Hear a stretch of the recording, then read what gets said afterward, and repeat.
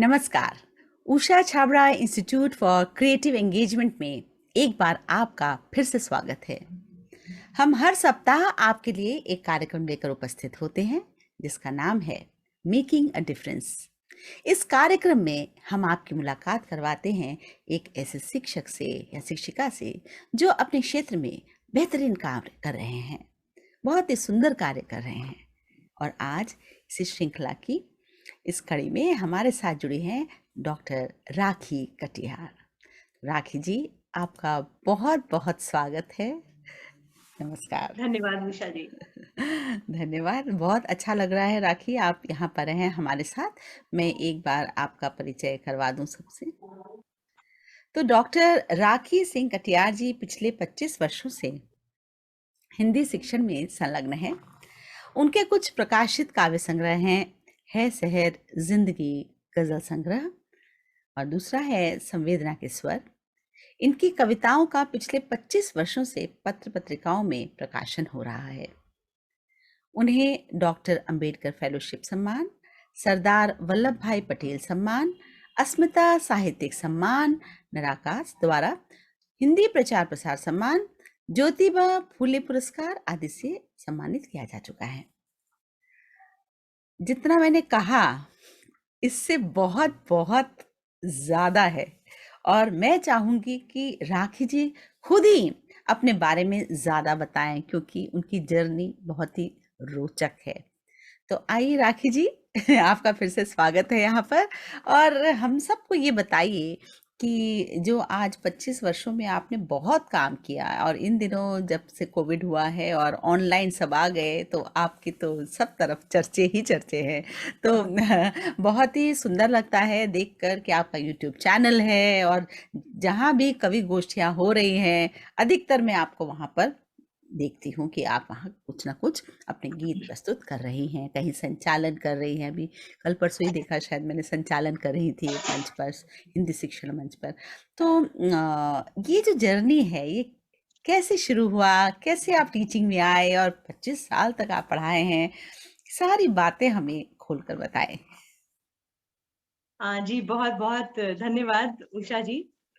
सबसे पहले तो आप जैसे मित्रों की शुभकामनाएं, और जी हाँ, मेरे विद्यार्थियों की भी शुभकामनाएं मेरे साथ हमेशा रही हैं। और मैं सच बताऊं, आज भी मेरे विद्यार्थी मेरा हौसला बहुत बढ़ाते हैं। अगर मैं कक्षा में गीत गाकर पढ़ाती हूँ तो तुरंत कहते हैं, मैम आप क्यों नहीं किसी प्रतियोगिता में जाती हैं गाने की। तो मुझे बहुत अच्छा लगता है। मैम हम मैनेज कर लेंगे। प्लीज आप जाइए। तो बच्चों से इतना हौसला बढ़ता है, और शायद ये मैं अपना परम सौभाग्य मानूंगी कि मैं अंततः शिक्षण में ही आ गई। और शिक्षण के प्रति रुचि जो थी मेरी आरंभ से ही थी। पर हुआ क्या, दरअसल जब मैं पत्रकारिता का डिप्लोमा कर रही थी और मैंने बीएससी किया जूलॉजी बॉटनी और केमिस्ट्री में, और वही करने के लिए मैं अपने घर से बहुत दूर गई थी। तो जब वहां जाकर मेरा ऑल इंडिया रेडियो में एज ए अनाउंसर सिलेक्शन हो गया तो मुझे बहुत अच्छा लगने लगा। तो मैंने पत्रकारिता का डिप्लोमा किया, और उसके इवनिंग क्लासेस होते थे और सुबह मैंने पढ़ाना शुरू कर दिया। तो वो मेरा टीचिंग के सबसे पहली शुरुआत हुई इस तरह से। और मुझे मन में ये था कि नहीं, मुझे भी अपने आप से कुछ करना है अपने लिए।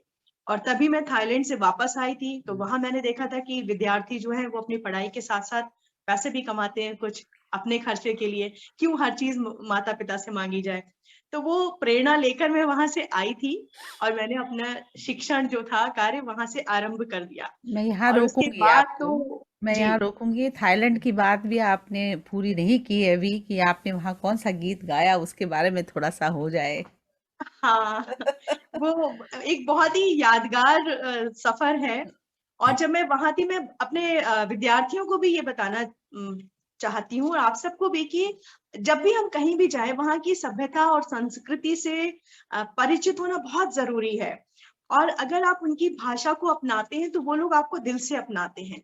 मैंने अपने उस प्रवास के दौरान वहां का एक बहुत प्रसिद्ध लोक संगीत जो था वो मैंने सीख लिया। और उसके बाद जब मैंने अपने फेयरवेल पे वो गाया तो वो लोग इतने खुश हो गए और कहने लगे आप यहीं रुकिए। तो मैं कुछ उसकी पंक्तियां गुनगुनाऊंगी बिल्कुल। आपके सामने। बहुत प्रसिद्ध एक वहां पे फेस्टिवल होता है, लॉय क्रथोंग। जी। तो गीत इस तरह से है। Manpin di mansip song kanong tim taling how can I dying sanu punching but loi katong loi katong loi katong kan le ko shonok make my lambok ban loi katong muncha sun hai ra suk jai. बहुत सुंदर।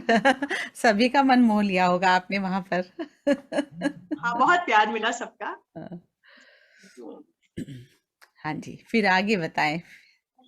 और जब आप तो Thailand से आने के वापस आए। हाँ। हाँ, तो मेरे अंदर ये जज्बा आ गया कि मुझे भी अपने आप से कुछ करना है पढ़ाई के साथ साथ। तो मैंने जर्नलिज्म का डिप्लोमा करी थी, उसके साथ साथ मैंने शिक्षण कार्य आरंभ कर दिया। और मेरे घर पे भी मैंने नहीं बताया था, मैं हॉस्टल में रहती थी। और जब अचानक एक दिन पापा मिलने के लिए आए और उन्हें पता चला तो बहुत खुश हुए, उनके आंसू आ गए। बोले बेटा इतनी मेहनत करने की क्या जरूरत है, हमने तो तुम्हें पढ़ने भेजा है। लेकिन मैंने कहा मुझे अच्छा लगता है। और तभी मेरा रेडियो में भी सिलेक्शन हो चुका था एज ए कैजुअल अनाउंसर, तो वो भी काम कर रही थी। तो रेडियो में विज्ञापन में आवाज देना, ड्रामा करना, वहां पे हर चीज के लिए आपको अलग से ऑडिशन क्लियर करना पड़ता है। तो वो सारी चीजें, एक जज्बा था मेरे अंदर कि मुझे ये सब करना है, बहुत अच्छा लगता था। और सही मायनों में बताऊं, रेडियो और खुले मंच पे जो भी मैंने प्रोग्राम किए वो सब मेरे शिक्षण में बहुत अच्छी तरह से उनका मैं प्रयोग कर पाई। अच्छा। और मुझे बड़ा मजा भी आता है। जैसे बहुत मैं अच्छी आपको बात है। बताती हूँ हाँ, कि बताइए ताज कि। महोत्सव, हाँ। ताज महोत्सव में खुले मंच पे हजारों की भीड़ आपके सामने होती है, एक से एक प्रसिद्ध कलाकार को आप प्रस्तुत करते हैं। तो वो जो चीज थी वो मेरे, जब सबसे पहली बार डिग्री कॉलेज में मेरा सिलेक्शन हो गया और मैं वहां पर एज ए लेक्चरर जब पढ़ाने गई, तो पहले दिन भी मेरे पैर नहीं कांपे, मुझे डर नहीं लगा। जबकि मेरे साथ में जो और लड़कियां थी उन्होंने कहा कि बहुत डर लग रहा था कि एमए की क्लास को पढ़ाना है। तो मुझे लगा शायद वो मुझे आत्मविश्वास जो है मुझे उस मंच से मिला जहाँ पे हजारों की भीड़ के सामने भी मैं मुस्कान के साथ में अपना प्रोग्राम कर पाती थी। तो वो चीज वहां पे हुई। फिर अच्छी तरह से कैसे चीजों को प्रस्तुत किया जाए, ये भी मैंने वहां पे सीखा कि कैसे हमें करना कि दर्शकों को अच्छा लगे। अब वही चीज आप कक्षा में रख लीजिए, कक्षा में भी हम ऐसे परोसे चीजें कि बच्चे आसानी से उसे पचा पाए और उन्हें रोचक भी लगे। तो ये चीजें जो थी, सिलसिला चलता गया और मैं इनके चीजों को अपनाती चली गई। और बच्चे, मेरे विद्यार्थी मुझसे खुश रहते हैं और मैं भी उनसे बहुत खुश रहती हूँ। और मुझे वो 40 मिनट जो है, मैं आपको बताती हूँ कि जिंदगी में बहुत सारे दौर आए, बहुत अलग अलग समय से मैं गुजरी। लेकिन जब भी मैं कक्षा के अंदर गई हूँ, उस समय मेरी दुनिया मैं और मेरे बच्चे, उसके अलावा मेरे पास और कोई चिंता नहीं, कोई तनाव नहीं, कोई दुख नहीं, कोई कष्ट नहीं। मुझे आज भी ऐसा महसूस होता है कि सारे कष्टों से निकलने का अगर कोई एक तरीका है तो मुझे मेरी क्लास दे दी जाए और मैं अपने क्लास में जाके बहुत खुश हो जाती हूँ। बहुत मजा आता है मुझे पढ़ाने में। तो राखी जी, ये बताइए कि आज जैसे कि आप हिंदी पढ़ाती हैं, तो आपको क्या चुनौतियां दिखाई देती हैं? बच्चे जब हिंदी पढ़ते हैं तो वो हिंदी में कई बच्चे, आज भी मैं कई बच्चों को देखती हूँ कि मात्राओं में समस्या है और भी बहुत सारी चीजें हैं। तो जी आपको क्या लगता है, क्या कारण है इसका और इसका क्या निदान, मतलब आपने क्या किया कक्षा में हाँ। इसके उपाय हेतु? बहुत बहुत समसामयिक आपका प्रश्न है। दरअसल एक तो जो हमारे समाज में एक होड़ है कि हर माता पिता अपने बच्चों को डॉक्टर या इंजीनियर बनाना चाहते हैं। आपको मुश्किल से कोई मिलेगा कि जो बोले कि नहीं हमको हिंदी पढ़ानी है। तो जब बच्चों को घर से वो चीज होती है कि नहीं, अगर कोई बच्चा पढ़ भी रहा है, मुझे कुछ बच्चों ने कहा कि हम हिंदी पढ़ रहे थे और पापा ने बोला कि ये हिंदी क्या पढ़ रहे हो, मैथ्स पढ़ो, साइंस पढ़ो। तो ये चीजें हम लोगों की जिम्मेदारी और बढ़ा देती हैं। हमें अपनी उस 40 मिनट या 45 मिनट की कक्षा में ही जादू करना है जो करना है। क्योंकि स्कूल से घर जाने के बाद बच्चा कोचिंग भी जाएगा तो दूसरे विषय पढ़ेगा, आपका विषय पढ़ने का समय नहीं रहेगा। तो हमें अपने आप को इतना तैयार रखना है कि उस समय में जब हम उस कक्षा में हैं तो बच्चे को अधिकाधिक चीजें दे पाए, वो भी हमेशा याद रखना है रोचक तरीके से। उसे ऐसा ना लगे कि हम थोप रहे हैं सारी चीजें। तो सबसे पहले तो जो भाषा का अध्यापक है, कोई भी अध्यापक को कंटेंट मास्टरी होनी तो बहुत जरूरी है। आपको अपने विषय पे पकड़ होगी तो बच्चे आपकी इज्जत करेंगे, उन्हें पता होगा कि मैम को ये सब आता है। तो वो साथ में जो समसामयिक जानकारी है वो भी रखनी जरूरी है भाषा के अध्यापक को। ये सिर्फ हिंदी की कविता और कहानी तक ही सीमित नहीं रह जाता है। आपको जो करंट अफेयर्स है उनकी जानकारी होनी भी बहुत जरूरी है, क्योंकि जब आप बच्चों को कुछ इस तरह की बात बता पाएंगे तो उनको अच्छा लगेगा कि मैम जो है वो समय से जुड़ी हुई है। ऐसा नहीं है ओल्ड फैशन है, उनको पता ही नहीं है, मैम को कुछ नहीं पता है। तो ये चीजें जो होती हैं, हम अपने आप को कैसे प्रस्तुत कर रहे हैं, बच्चे उसी तरह से हमारा विषय भी लेते हैं, क्योंकि वो हमारे थ्रू, हमारे माध्यम से वो हमारे विषय से प्यार करते हैं ना। तो पहले हमें अपने आप को तैयार रखना है। दूसरी चीज उषा जी, मैं कहना चाहूंगी कि भाषा के अध्यापक को उच्चारण दोष बिल्कुल स्वीकार नहीं है। अब अगर एक शिक्षक की कक्षा में बोलेगा कि आज हम आपको शुद्ध अशुद्ध पढ़ाते हैं, तो बच्चों का क्या होगा? बच्चे समझ जाएंगे कि मैम या सर खुद ही ऐसे बोल रहे हैं। तो उच्चारण अगर आप बराबर करेंगे, और थोड़े उदार हृदय बनने की बहुत आवश्यकता है। रिजिड ना रहे हर चीज पे, नहीं ये तो उर्दू का शब्द है, हम तो हिंदी में इसको जमाना ही बोलेंगे। आप नहीं बोल सकते, क्योंकि जो शब्द जहां से लिया गया है उसका स्वरूप वैसा है, उसका उच्चारण भी वैसा है। आप जमाना को जमाना ही कहिए, तभी उसकी खूबसूरती रहेगी। आप कहेंगे गजल सुनाइए तो अच्छा लगेगा, अब कोई आपसे कहे गजल सुनाइए तो आपका मन ही नहीं होगा सुनाने का। तो ये उच्चारण हमें बच्चों को भी सिखाना है। इसी तरह से आप पढ़ाते समय बीच बीच में कुछ अच्छी पंक्तियों का प्रयोग कीजिए जो विषय से जुड़ी हुई हो। कुछ अच्छे शेर सुना सकते हैं, क्योंकि शेर में क्या होता है, हिंदुस्तानी भाषा होती है, हिंदी और उर्दू। तो वही हफीज अपनी बोली मोहब्बत की बोली, ना हिंदी ना उर्दू ना हिंदुस्तानी। तो बहुत सुंदर। प्यार की बोली में जब आप उन चीजों को समाहित करके बच्चों को देते हैं तो उन्हें बहुत अच्छा लगता है और वो सरल लगता है। उस तरह से वो हिंदी के साथ साथ उर्दू के भी लफ्ज सीख जाते हैं, उसका उच्चारण कैसे करना है वो भी सीख जाते हैं। तो ये चीजें हम लोग को ध्यान रखनी है। तो आप जब कक्षा में पढ़ा रहे थे और अब ऑनलाइन में जैसे ज़ूम में या जहाँ पर भी जो भी ऑनलाइन टेक्निक्स थी आपके स्कूल की, तो उसमें क्या अंतर आपने पाया और कैसे आपने मतलब उसको भी रोचक बनाए रखा? क्योंकि ये एक चुनौती हाँ थी बहुत टीचर्स के सामने। बिल्कुल, ये हम लोग के साथ बहुत बड़ी चुनौती थी। जब मुझे याद है एकदम से शुरुआत हुई थी कक्षाएं, और हमारी प्रधानाचार्य ने कहा कि वीडियो बनाइए, क्योंकि तो उससे पहले कभी सोचा नहीं था कि अच्छा वीडियो बना के, क्योंकि हम रूबरू हैं, सामने हैं तो पढ़ा रहे हैं। तो पहला वीडियो मैंने बनाया और जब भेजा तो उन्होंने भी उसकी बहुत तारीफ की, मुझे अच्छा लगा, मेरा हौसला बढ़ा और मैंने वो यूट्यूब पर डाला, और तब मैंने अपना यूट्यूब चैनल खोला उस शुरू समय। किया। उससे पहले कभी जहन में ही नहीं आया, हालांकि मैं बहुत बचपन से कविता करती हूँ, लेकिन ये दिमाग में नहीं आया। तो बच्चों ने बहुत पसंद किया, और सिर्फ हमारे बच्चों ने ही, बाहर के भी न जाने किन किन बच्चों ने देखा। और तो वीडियो बनाने का एक जुनून सा चढ़ गया फिर मुझे लगा कि जो कक्षा मुझे आवंटित की गई है, मैं उसके पाठ्य पुस्तक में जितने भी पाठ हैं उन सबका बना दूं। तो आप यकीन नहीं मानेंगे कि रात में 2, ढाई, 3 बज जाते थे। मुझे ये था आज बनाना है, और रात में ही आप आवाज दे सकते हैं, क्योंकि हम लोग जहाँ पे भी रहते हैं रिहायशी इलाकों में आवाजें शोर है। होती हैं। तो रात में फिर उसको ऑडियो देना, दिन भर उसके पीपीटीज तैयार करना, एक ये अलग सा सिलसिला चलने लगा, और जिसमें धीरे धीरे बड़ा मजा आने लगा, और बच्चे भी बहुत अप्रिशिएट करने लगे, बच्चों को अच्छा लगने लगा, अरे मैम कितना अच्छा लग रहा है। अब जैसे मैंने कोई कहानी सुनाई, जब हम क्लास में पढ़ाते हैं तो भले ही उतनी चीजें ना ला पाए आवाज में, लेकिन जब हम रिकॉर्ड करते हैं तो हम वो सब चीजें देने की कोशिश करते हैं, और बच्चों को बड़ा मजा आया कि मैम आपने अभिनय भी किया। आवाज के माध्यम से अभिनय करना मैंने बच्चों को अपने सिखाया, हुँ। और उसमें से कुछ बच्चे बहुत अच्छा काम कर रहे हैं। मैंने बताया कि आप जब बोलते हैं तो आपके लफ्ज, आपके शब्द बोलने चाहिए। तो बच्चों ने कहा मैम कैसे? मैं कहा, अगर आप कह रहे हैं कि आज हम बहुत खुश हैं, तो अगर मैं आपका चेहरा ना भी देखूं, आपकी आवाज के माध्यम से मुझे पता चलना चाहिए कि आप खुश हैं। आप इसे ऐसे नहीं बोल सकते कि आज मैं बहुत खुश हूँ। जब बच्चे पढ़ते हैं, हम रीडिंग करवाते हैं, पठन करवाते हैं, तो उसमें यही पता चलता है ना बच्चा कैसे पढ़ रहा है, उसका प्रवाह कैसा है, उच्चारण कैसा है, उस चीज को वो अपनी आवाज के माध्यम से कैसे प्रकट कर रहा है।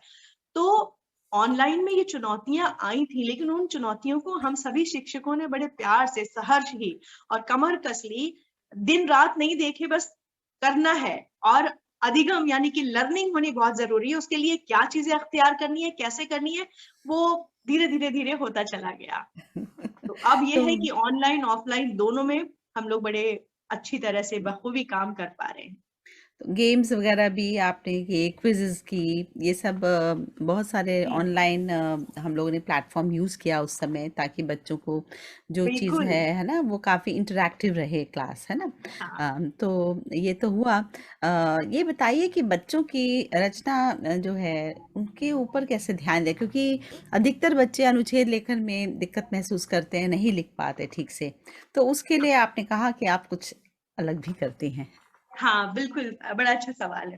देखिए, मैंने बच्चों को शुरू से ये चीज़ अपने कक्षा में बताती हूँ, अनुच्छेद लेखन और निबंध लेखन में, कि आप अगर ऐसे ही सिर्फ़ अपनी बात लिख देंगे या जो भी आपको शीर्षक दिए गए, उसका आप विस्तार करके छोड़ देंगे, तो उस उतना प्रभावशाली नहीं बनेगा। उसके लिए ज़रूरत है, जिसे हम कोटेशंस बोलते हैं, सूक्तियाँ लिखने की, कुछ काव्यात्मक पंक्तियाँ लिखने की। अब बच्चों का सवाल ये था कि मैम हम इतना सारा हमें याद नहीं है, आपको तो बहुत सारी कविताएँ याद हैं। तो उनको याद कराने के लिए चीज़ों को जोड़ना सिखाया। हमने उनसे कहा बहुत सारा कुछ अलग से आपको याद करने की ज़रूरत नहीं है। आप प्रेयर करते हैं, आप प्रार्थना गीत गाते हैं, प्रार्थना गीत देखिए। हाँ, यहाँ तक कि सिनेमा की भी जो बहुत अच्छी पंक्तियाँ हैं, उन्हें आप क्यों नहीं इस्तेमाल, वो भी तो गीत ही हैं। वो भी तो उसके लिरिसिस्ट होते हैं, गीतकार होते हैं, वो लिखते हैं। बस आपको ये याद रखना है कि हमें कैसे जोड़ना है। तो उस चीज़ को जब उन्हें सिखाया, पहले खुद बताया, फिर उन्हें मौके दिए, बच्चे बहुत अच्छी-अच्छी चीज़ों के साथ आए। कई बार लगा कि अरे! हमने तो सोचा नहीं था कि ये वाला गीत भी यहाँ पे बहुत अच्छे से जाएगा। तो प्रस्तुतिकरण बहुत मायने रखता है और बच्चों को वो चीज़ हम सिखा पाए। अच्छे-अच्छे अनुच्छेद जब हमें पढ़ने को मिले तो हमें बड़ी खुशी हुई कि अरे! बच्चों ने तो इसे बखूबी ले लिया, स्वीकार लिया और उसे अभिव्यक्त कर पा रहे हैं। तो सिर्फ ये नहीं है हम रटाएँ कि आप ये पंक्तियाँ याद करो, इस वाले में ये लिखनी है। हमें बस बताना है कि जो उनके चारों ओर जगत है, उसमें से कैसे चीज़ों को खूबसूरती से निकालना है और अपने प्रेज़ेंटेशन में, अपने प्रस्तुतिकरण में प्रस्तुत करना है। तो धीरे-धीरे एक और चीज़ हमने अंत्याक्षरी कक्षा में जब पहली बार बात की, बच्चे हमेशा तैयार रहते हैं कि हम गानों की अंत्याक्षरी करेंगे। तो हमने कहा कि गानों की जगह अगर हम कविताओं की करें, अरे मैम आप जीत जाओगी क्योंकि आपको बहुत आती है। हमने कहा नहीं, चलिए हम लोग करते हैं प्रयास। पहली बार में ये है पूरी क्लास एक तरफ है, हम एक तरफ हैं और आप सबके पास किताबें हैं, ठीक है? आप किताब में से देखिए कोई भी कविता बोल सकते हैं। बच्चे सहज तैयार हो गए। धीरे-धीरे उनमें जो थी रुचि पैदा हुई। हमने पूरे 1 महीने तक ये काम किया कि अपनी कक्षा के 10 मिनट, शुरुआती 10 मिनट हर रोज़ दिए इस बात के लिए कि हम अंत्याक्षरी करेंगे।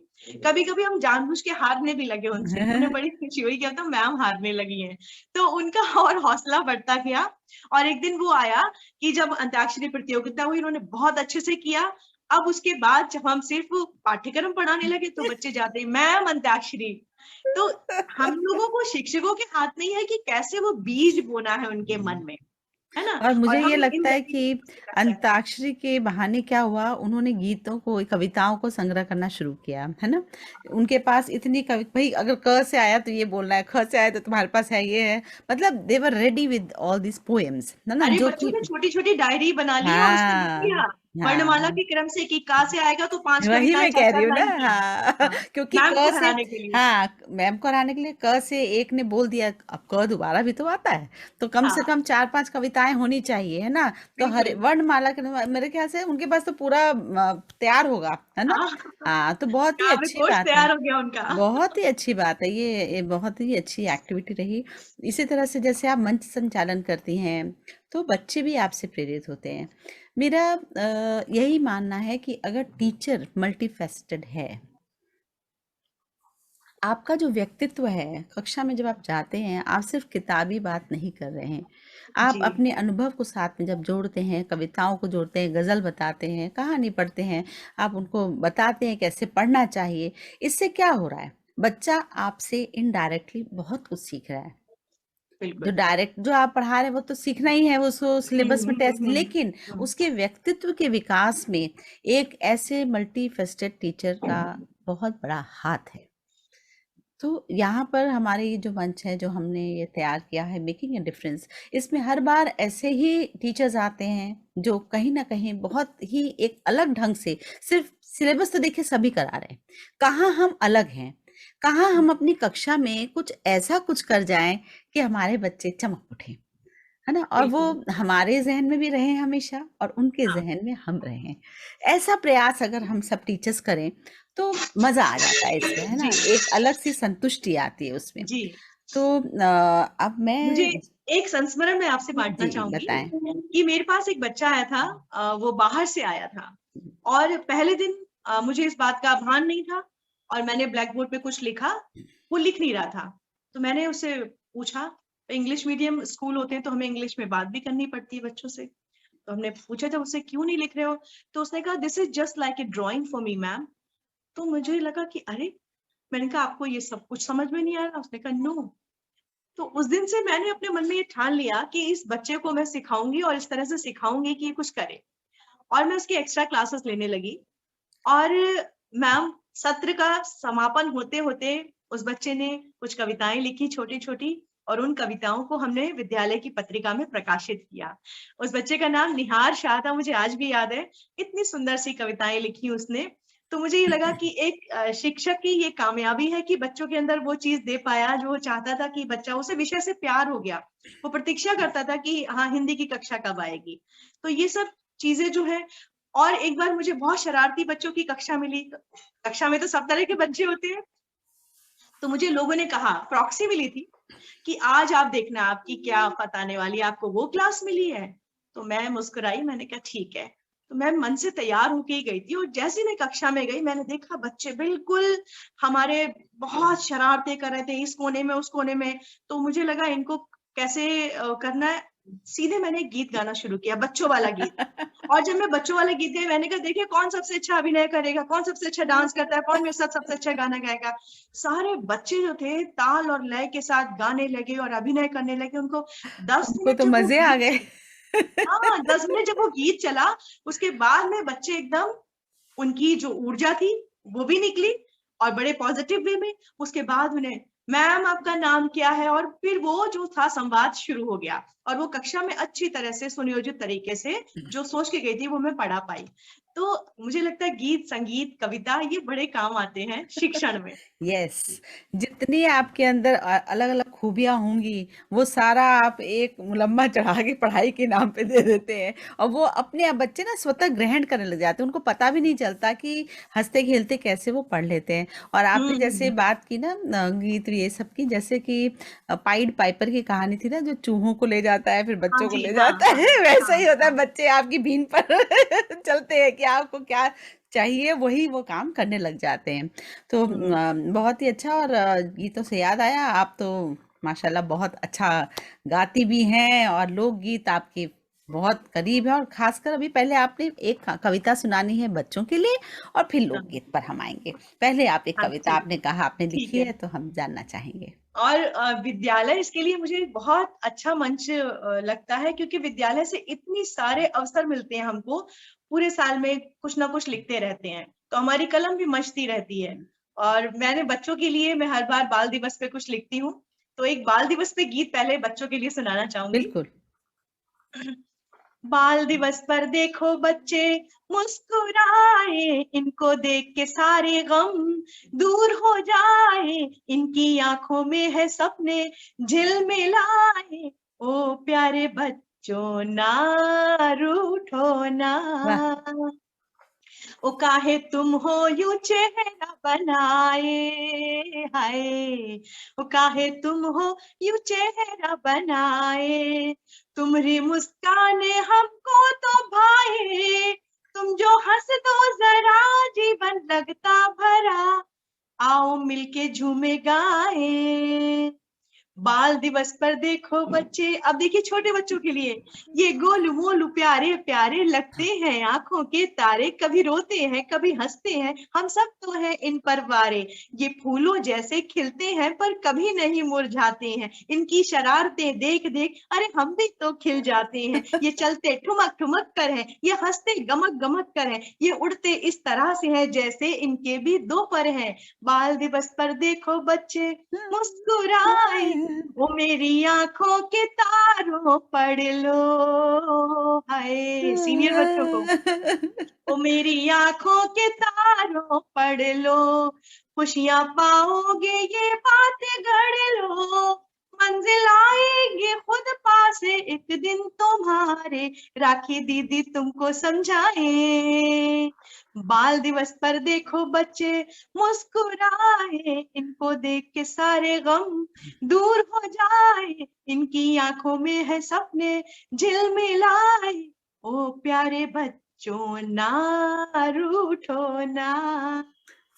तो ये गीत बहुत सुंदर, बहुत ही सुंदर, मजा आ गया, झूम उठे हम भी बच्चों की तरह। हाँ जी, अब एक लोकगीत जरूर सुनाना है आपने। इतना आ, सुंदर गाते हैं आप। और कहाँ का लोकगीत है वो भी बताइएगा। अच्छा, मैं आपको वैसे मुझे ब्रज के भी बहुत अच्छे लगते हैं, भोजपुरी भी अच्छे लगते हैं। तो मैं एक ब्रज लोकगीत सुना रही हूँ, जिसमें हिंडोला, कृष्ण जी का हिंडोला जो है अच्छा। वो सुना रही हाँ हूँ। हाँ बिल्कुल।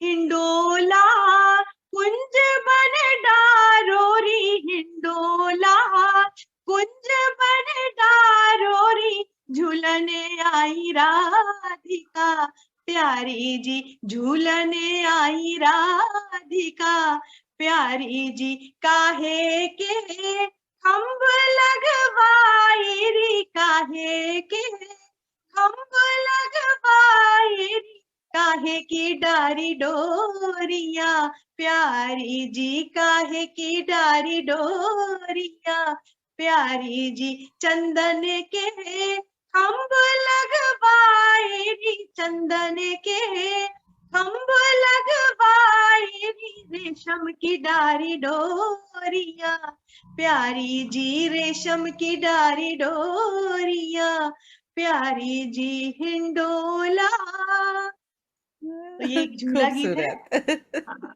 और ब्रज में तो जब रेडियो में काम किया तो मैं लोकगीत भी गाती थी रेडियो से, अच्छा। और मेरी अच्छा। मेरी टी सीरीज से भी एक कैसेट निकली थी लोकगीतों की, पूंजू करौली धाम। हम्म। तो राजस्थान में जो करौली माता है, उनके लांगुरिया वो उसमें थे, और बड़ा मजा आता था गाने में, ब्रज भाषा को सीखना। एक नाटक मैंने किया था, मुझे आज भी याद है कि जब मैं वो डायलॉग बोल रही थी, जो उस नाटक में मेरे पति का किरदार कर रहे थे, वो बहुत सीनियर आर्टिस्ट थे, और मैं संकोच के मारे बोल नहीं पा रही थी। तो उन्होंने सीधे से कहा कि देखो, आप मेरी लड़ाका पत्नी बनिए, कमर पे हाथ रखिए और फिर वो बोलिए। बिल्कुल। तो मैं बच्चों को ये चीज बताती हूँ, जब आप कुछ बोलते हैं, भले ही आप दिख रहे हैं या नहीं दिख रहे हैं, आपको अभिनय करना है, तभी वो संवाद की अदायगी हो पाएगी। तो फिर मैंने वो अपना डायलॉग बोला, मुझे अभी भी याद है कि अरे जी, कहा सुनने पने की बतन कर रहे हो, जाके दरवाजो तो खोलो। तो उन्होंने कहा देखो, अब ये अब बात आए आई। ना। हाँ, जो तो वो किरदार आप भाषा, निभा रहे हैं, आपको पहले उसे ले लेना है अंदर, है ना? जब तक हाँ आप उसको अपनाएंगे नहीं, आप वो बात बोल ही नहीं पाएंगे। अगर गुस्सा है तो गुस्सा होना है ना अंदर मन में, कोई ऐसी भावना रखनी है गुस्से होने की, तभी आप बोल पाएंगे। तो राखी जी, आज तो हम लोग का जो पूरा सेशन है, इतना समय ऐसे ऐसे ऐसे से दौड़ता हुआ निकल गया, और इतना मजा आया, पता भी नहीं लगा कि हम कोई बात कर रहे हैं क्या। आप तो बस बहाव में हमारे साथ, हम लोग दोनों ही चले जा रहे थे, और हमारे दर्शक भी। तो बहुत कुछ आज सीखने को मिला। जो दर्शक हमारे देख रहे हैं उन्हें भी अवश्य ही अच्छा लगा होगा। तो चलते चलते हम बस यही पूछना चाहते हैं आपसे कि आप हमारे अभिभावकों को क्या मैसेज देना चाहते हैं, कुछ कहना चाहते हैं, या टीचर्स को क्या बोलना चाहते हैं? हाँ। मैं अभिभावकों से विशेष रूप से ये विनम्र निवेदन करना चाहूंगी कि ये चीज हमें हमेशा याद रखनी है कि हर बच्चा एक विशिष्ट प्रतिभा लिए हुए होता है। हमें नहीं पता ये हमारी कमी है, लेकिन कभी भी दूसरे बच्चे से उसकी तुलना ना करें। सबसे ज्यादा समस्या बच्चों को वहीं से उत्पन्न होती है, क्योंकि कोई बहुत अच्छा गाना गा सकता है तो कोई बहुत अच्छी चित्रकारी कर सकता है, कोई बहुत अच्छा लिख सकता है। इसलिए तुलना ना करें, अपने बच्चे की प्रतिभा को पहचानें और उसको पॉलिशिंग करें, उसे मांझने का प्रयास करें। ये बहुत जरूरी है। तो उसपे अनावश्यक रूप से जो दबाव है वो नहीं आएगा, और जो उसे आता है, जो वो बहुत अच्छा करता है, उसे वो बहुत बेहतरीन तरीके से कर पाएगा। हम्म। साथ में शिक्षकों से मैं यही कहूंगी कि हर हाल हर काल में सकारात्मक बने रहें। सकारात्मक बने रहना बहुत जरूरी है। आपको विद्यालय में कोई भी काम दिया जाता है, बड़े सकारात्मक तरीके से लीजिए, क्योंकि अब टीचिंग में सिर्फ पढ़ाना ही नहीं रह गया है। हम बच्चों को भी तो यही सिखाते हैं, सिर्फ पढ़ना नहीं है, एक्स्ट्रा करिकुलर एक्टिविटीज जो होती है वो हम क्यों कहते हैं करने, ताकि वो ये सब चीजें सीखें, क्योंकि दुनिया में, जिंदगी में इन सब चीजों की बहुत जरूरत पड़ेगी। पढ़ना आधार है, उसके साथ साथ बाकी चीजों को भी लेके चले। तो शिक्षक भी सकारात्मक रह के इन सब कामों को स्वीकारते चले, और आप काम में देखिए कितना आनंद आने लगेगा आपको। आपका चेहरा करना दमक रहा है, आनंद से दिखाई दे रहा है कि आपको बहुत ही संतुष्टि मिलती है पढ़ाकर। और खासकर ये गीत और कविता, ये जब आप गा लेती हैं और लिख लेती हैं तो आपका पूरा चहुमुखी जब हाँ, सब अब मैं कुछ ही 4 पंक्तियां हाँ, जो है वो अपने विद्यार्थियों के लिए गाकर ही हाँ, समाप्त हाँ, करूंगी आज का हाँ, ये। हाँ, हाँ, बिल्कुल। जलते दिए बुझे नहीं, बुझते दिए जलाओ तुम, प्रेम की ज्योति कम ना हो, गाओ ये गीत गाओ तुम। उन्नति का पथ प्रशस्त हो, अवनति की बेलास्त हो, बढ़ते कदम रुके नहीं, रुकते कदम बढ़ाओ तुम, प्रेम की ज्योति कम ना हो, गाओ ये गीत गाओ तुम, गाओ ये गीत गाओ तुम। बहुत ही खूबसूरत पंक्तियाँ, बहुत ही आनंद आया डॉक्टर राखी आपके साथ बात करके। और जितने भी दर्शक हैं उन्हें भी अवश्य ही इसमें आनंद आया होगा। आप एक प्रेरक व्यक्तित्व हैं और आशा है इसी तरह अभी जितने भी साल आपके पास हैं अभी स्कूल के लिए और उसके बाद भी आप सभी का इसी तरह से सबका, आप कह सकते हैं कि और उठो और करो, है ना, सबको आप प्रेरणा देती रहेंगी। इसी के साथ बहुत बहुत धन्यवाद। नमस्कार। हार्दिक आभार।